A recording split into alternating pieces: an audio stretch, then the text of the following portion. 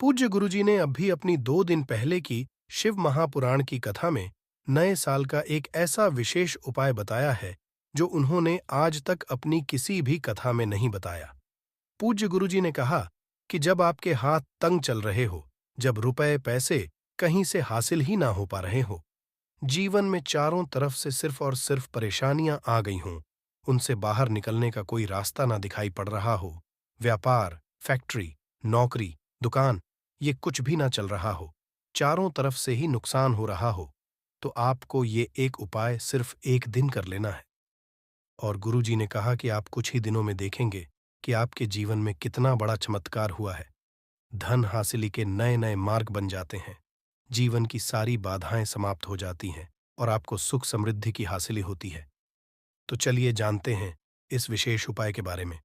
परंतु उससे पहले एक विनती है, अगर आप चैनल पर नए हैं तो कृपया चैनल को सब्सक्राइब जरूर। जय महालक्ष्मी आपके इस वीडियो को जो भी लाइक और चैनल को सब्सक्राइब करे, उसके जीवन में कभी भी धन की कमी ना होने देना।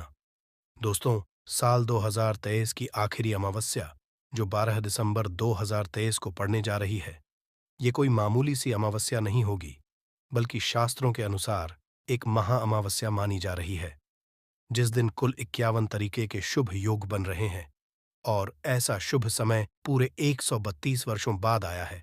और आपकी जानकारी के लिए बता दें, यह अमावस्या मंगलवार के दिन पड़ रही है। तो शास्त्रों के अनुसार जो भी अमावस्या तिथि मंगलवार के दिन पड़ती है, उसे भौमवती अमावस्या भी बोला जाता है। देखिए दोस्तों, शास्त्रों के अनुसार भौमवती अमावस्या के दिन स्नान दान करना, हनुमान जी की पूजा पाठ करना बहुत ही ज्यादा शुभ समझा जाता है।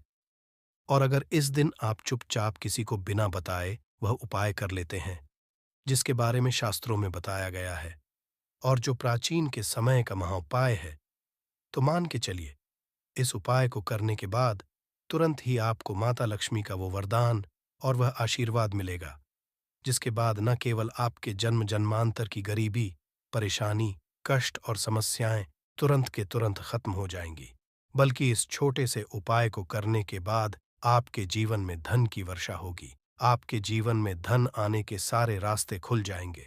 आपके जीवन में जो धन आएगा उसमें वृद्धि होगी माता लक्ष्मी के। फिर आपके जीवन में आप जिस कार्य को भी शुरू करेंगे, उस कार्य में आपको सफलता हासिल होगी।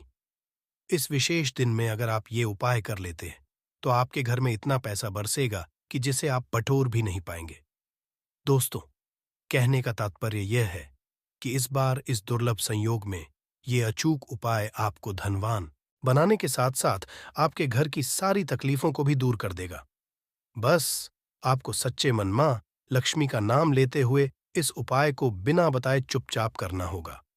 सोई घर यानी किचन एक ऐसी जगह है जहां औरतें अपना सबसे ज्यादा वक्त बिताती हैं। वहां घर के लोगों के लिए खाना बनाती है और किचन की साफ सफाई का भी विशेष ध्यान रखती है, ताकि मां अन्नपूर्णा हमेशा अपनी कृपा बनाए रखे। औरतें हमेशा अपने किचन में अनाज और मसाले चुन चुन कर रखती हैं। कहते हैं कि किचन के डिब्बों में भरी हुई चीज घर की सुख समृद्धि का मानी जाती है। वही कुछ औरतें ऐसी भी होती हैं जो किचन का सामान खत्म होने के बाद ही दोबारा सामान मंगवाती है। जैसे नमक खत्म होगा तभी दूसरा नमक आएगा। परंतु क्या आपको पता है कि ऐसा करने से आपको कितनी परेशानी का सामना करना पड़ सकता है?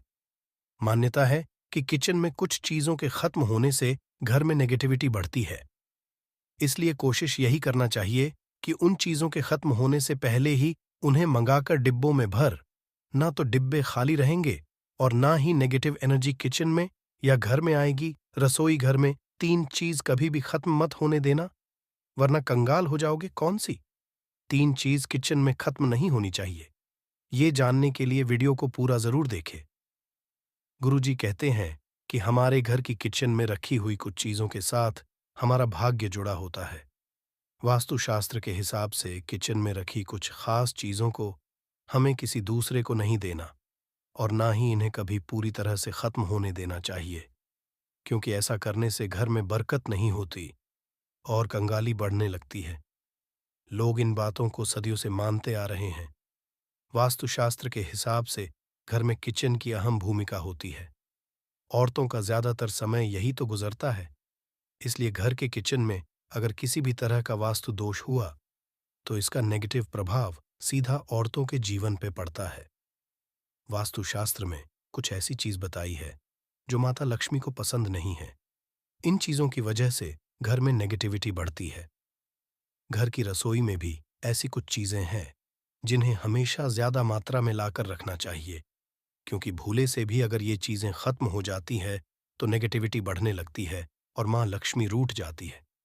सबसे पहले हम बात करते हैं हल्दी की। हल्दी सिर्फ खाने में रंगत और स्वाद ही नहीं बढ़ती है, इसे किसी भी पूजा पाठ, शादी, विवाह, शुभ कार्यों में इस्तेमाल किया जाता है।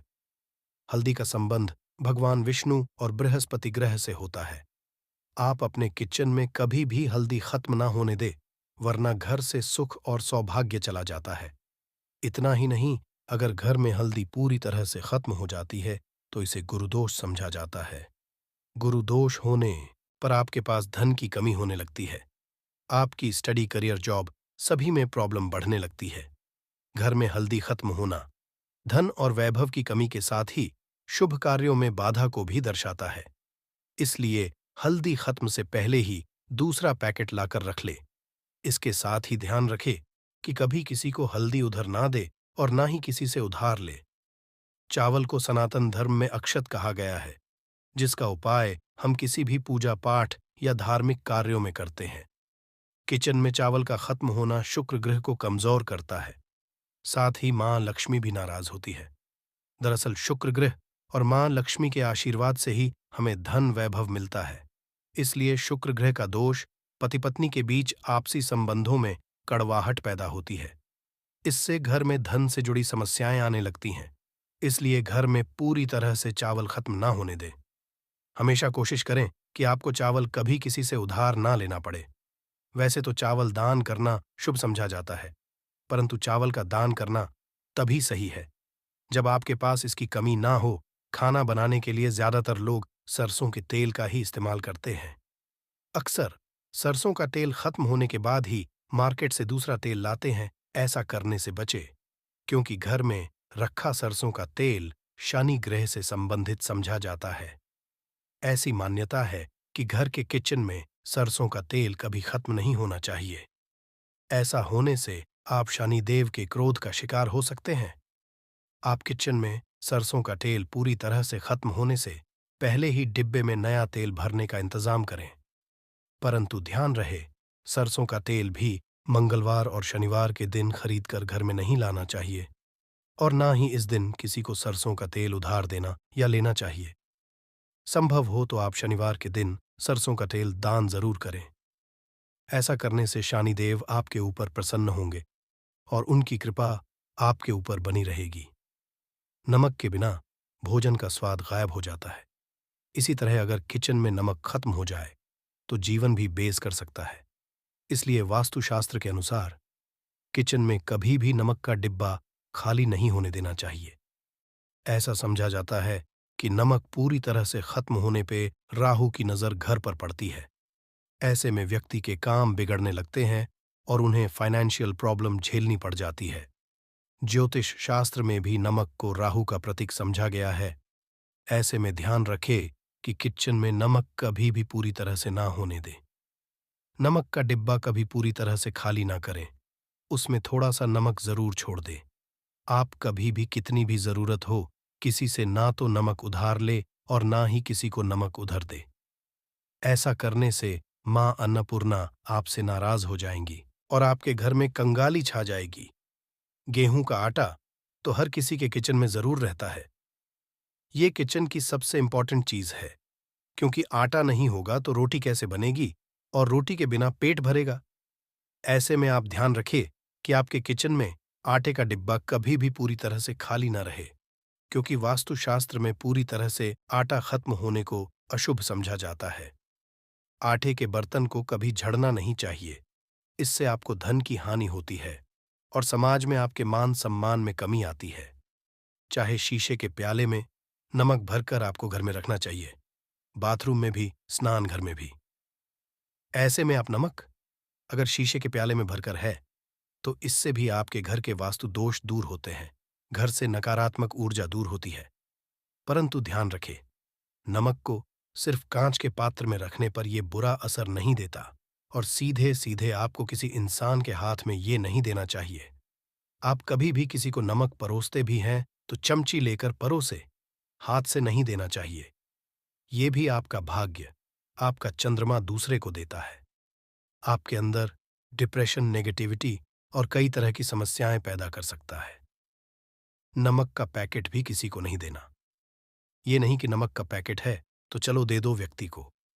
कभी भी हाथ से हाथ में नमक नहीं देना चाहिए। इससे कहते हैं कि मनुष्य के संबंध भी खराब होते हैं दोस्तों। नमक हमारे घर की सुरक्षा करता है, सिर्फ अंदर नहीं। अगर आप चाहे तो घर के मुख्य द्वार पर ढेली वाला जो नमक होता है, काला नमक, वो लाल रंग के कपड़े में बांध देना चाहिए।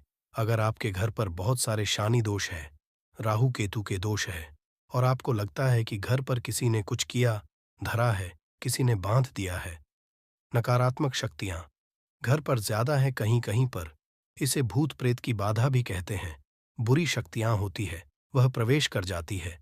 ऐसे में आपको घर के मुख्य द्वार पर काला नमक बांधना चाहिए। लाल कपड़े में बांधकर घर के मुख्य द्वार से इसे लटका कर रखे। आप देखेंगे किसी भी तरह की बुरी शक्तियां, नकारात्मक शक्तियां में कोई, अगर आपके आमने सामने ऐसा घर है जो आपको लगता है आपके घर पर नजर डालते रहते हैं, तो वह नकारात्मक शक्तियां आपके घर पर प्रवेश नहीं कर पाएंगे। ढेली वाला काला नमक धन के लिए भी बहुत अच्छा होता है। दुकान मेन गेट पर भी आप इसे टांग सकते हैं। आप तिजोरी के ऊपर भी इसे लटका सकते हैं। इससे भी दिन दुगनी रात चौगुनी उन्नति होने लगती है दोस्तों। नमक को जब आप रखते हैं तो उसमें 4-5 लौंग भी डाल दें। अगर आप धन के लिए करना चाहते हैं तो धन की आवक शुरू होने लगती है। घर में पैसे की अगर बरकत नहीं होती है तो पैसे की बरकत होने लगती है। नमक खराब नहीं होता है, जल्दी सुगंध बनी रहती है और ये घर में धन का प्रभाव लेकर के आता है।